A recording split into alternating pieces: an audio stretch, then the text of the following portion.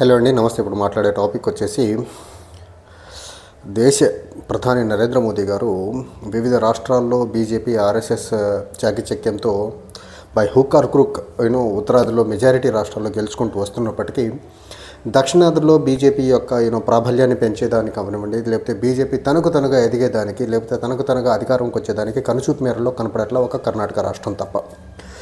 So కర్ణాటకలో కూడా ఇప్పుడు ప్రభుత్వం లేదు కాబట్టి వాళ్లకు సౌత్ నుంచి ఉన్నటువంటి స్టేట్స్లో తమిళనాడులో వాళ్ళకు అడుగు పెట్టేదానికి ప్లేస్ దొరకట్లా, ఎన్ని విధాలుగా ప్రయత్నించినా. కానీ కేరళలో అయితే తెలియని అంశం కాదు. అక్కడ కమ్యూనిస్ట్ పార్టీలు అవ్వనివ్వండి, లేకపోతే కాంగ్రెస్ పార్టీలు అవ్వనివ్వండి, ఆర్ఎస్ఎస్ బీజేపీ వాళ్ళతో ఎంత తీవ్రమైన యుద్ధాన్ని చేస్తూ ఉంటారో, బీజేపీని కేరళ అనే రాష్ట్రంలో అడుగు పెట్టనీకుంటే ఎలాంటి జాగ్రత్తలు తీసుకుంటూ ఉంటున్నారో మనం చూస్తున్నాం.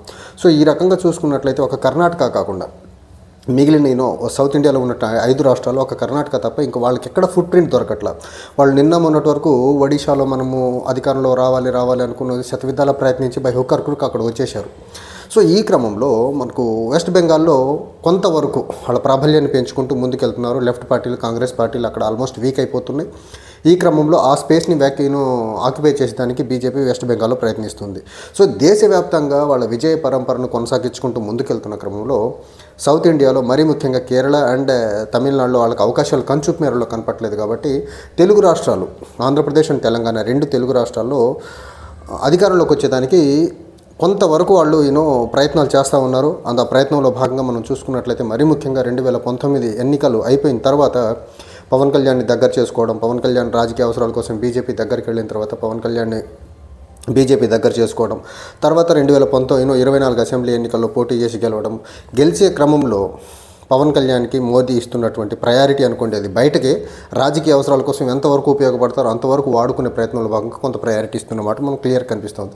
అయితే ఈ క్రమంలో పవన్ కళ్యాణ్తో పాటు వాళ్ళ అన్నయ్య చిరంజీవి, ఆయనను కూడా బీజేపీ దగ్గర చేసుకుంటున్న విధానం చూసుకున్నట్లయితే బీజేపీకి గతి లేక గత్యంతరం లేక ఇద్దరు ఫెయిల్యూర్. పొలిటికల్గా పవన్ కళ్యాణ్ అనే వ్యక్తి ఆల్మోస్ట్ ఫెయిల్యూర్. ఎందుకంటే పొత్తు లేకపోతే ఈ రోజుకి ఎమ్మెల్యే కాలేని వ్యక్తి. ఈ రోజు ఆయన గెలిచినా అది పొత్తులో గెలిచున్నారు. ఉన్న ఓట్ బ్యాంక్ కూడా చూసుకున్నట్టయితే 2019లో పొత్తులో పోటీ చేసినప్పుడు లెస్ దాన్ 6% ఓటు వచ్చింది.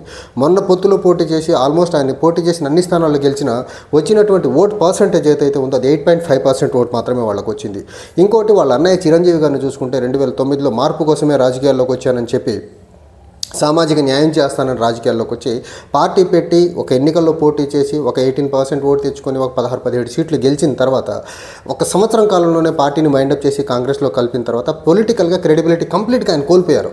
కోల్పోయిన తర్వాత 2019 వరకు 2014 వరకు 9 నుంచి 14 మధ్యకాలంలో కేంద్రంలో రాజ్యసభకి వెళ్ళిన తర్వాత కేంద్ర మంత్రి అయ్యి కాలం వెళ్ళబుచ్చుకుంటూ వచ్చారు. 14 తర్వాత ఆయన రాజకీయాల్లోకి దరిదాపుల్లోకి వచ్చే ప్రయత్నం అయితే చేయట్లేదు. ఆయన సినిమాలు, ఆయన వ్యాపారాలు దాంట్లో బిజీగా ఉన్నారు. అయితే ఈ క్రమంలో ఆ కుటుంబానికి ఉన్నటువంటి కొంత కులబలం అవ్వనివ్వండి, లేకపోతే సినిమా ప్రభావం అవ్వనివ్వండి, దాన్ని ఓన్ చేసుకుని బీజేపీ ఎదగాలనే ప్రయత్నం టైమ్ అండ్ అగైన్ చేస్తుంది. ఆ ప్రయత్నంలో భాగంగానే 2019 పార్లమెంట్ ఎన్నికలప్పుడు కూడా ఇప్పుడు కేంద్ర మంత్రిగా ఉన్నటువంటి కిషన్ రెడ్డి నిన్న సంక్రాంతి సంబరాలు అక్కడ ఢిల్లీలో జరిపిన క్రమంలో చిరంజీవి గారిని గెస్ట్గా పిలిచారు. అంతకంటే ముందు కిషన్ రెడ్డి తన ఎన్నికల్లో గెలిచేదానికి 2019 పార్లమెంట్ ఎన్నికల్లో కూడా చిరంజీవి గారితో ఒక ఇంటర్వ్యూ కండక్ట్ చేసుకుని ఆ ఇంటర్వ్యూ ద్వారా కొంత మైలేజ్ పొందే ప్రయత్నం చేశారు. అయితే తెలుగు రాష్ట్రాల్లో ఇప్పుడు మనం చూసుకున్నట్లయితే ఆంధ్రప్రదేశ్లో కూటమిలో భాగస్వామిగా ఉన్నారు. తెలంగాణలో చూసుకుంటే ఎమ్మెల్యేలుగా కొద్దిమంది ఎమ్మెల్యేలు ఉన్నారు. ఎంపీలుగా చూసుకుంటే ఆల్మోస్ట్ టీడీపీ కాంగ్రెస్కి ఈక్వల్గానే ఎంపీలు ఉన్నారు. ఈ క్రమంలో సౌత్ ఇండియాలో ఒక కర్ణాటక కాకుండా ఇంకో రాష్ట్రంలో ఎక్కడ వాళ్ళకి అధికారం వచ్చే పరిస్థితులు లేదు. కాబట్టి తెలుగు రాష్ట్రాల్లో సినిమా ప్రభావం కొంచెం ఎక్కువగా ఉంది.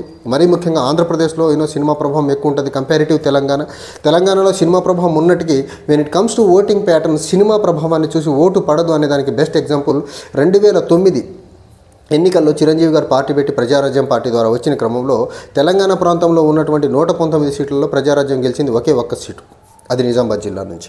అయితే ఈ క్రమంలో బై హుక్ ఆర్ క్రూక్ ఎలాగైనా సరే బీజేపీ తన ప్రాబల్యాన్ని పెంచుకొని ఎలాగన్నా గెలవాలనే ఒక దృఢ నిశ్చయంతో ఉన్న బీజేపీ పొలిటికల్గా 2009లో ఫెయిల్యూర్ అయినటువంటి చిరంజీవి గారిని 2014లో పార్టీ పెట్టి పోటీ చేయకుండా బీజేపీ టీడీపీకి మద్దతు పలికి 2019లో పోటీ చేసిన 2 స్థానాల్లో ఓడిపోయిన వ్యక్తిని పవన్ కళ్యాణ్ 2024లో పొత్తులో పోటీ చేసి గెలిచి ఇప్పుడు ఉప ముఖ్యమంత్రిగా ఉన్నటువంటి, అంటే పొలిటికల్గా ఇప్పటికీ స్ట్రాంగ్ ఇంపాక్ట్ చూపించని అన్న తమ్ముళ్ళు అవనివ్వండి, కుటుంబ సభ్యులు అవనివ్వండి అనండి, వాట్ ఎవర్ వి కాల్, ఇప్పటికీ రాజకీయంగా తన ముద్ర వేయనటువంటి కుటుంబాన్ని అడ్డం పెట్టుకుని మోదీ ఇంతలా వాళ్ళని అడ్డం పెట్టుకుని రాజకీయాలు చేయాలనుకుంటున్న విధానం ఏదైతే ఉందో బీజేపీకి ఇంకా గత్యంతరం లేక సౌత్ ఇండియాలో మరి ముఖ్యంగా తెలుగు రాష్ట్రాల్లో ఆర్ఎస్ఎస్ బీజేపీ ఆర్ఎస్ఎస్ సంఘ పరివార్ యొక్క ప్రభావం తక్కువ ఉన్నటువంటి రాష్ట్రాల్లో వాళ్ళకు గతి లేక గత్యంతరం లేక సినిమా ప్రభావం మీద ఆధారపడాల్సిన పరిస్థితి వస్తుంది.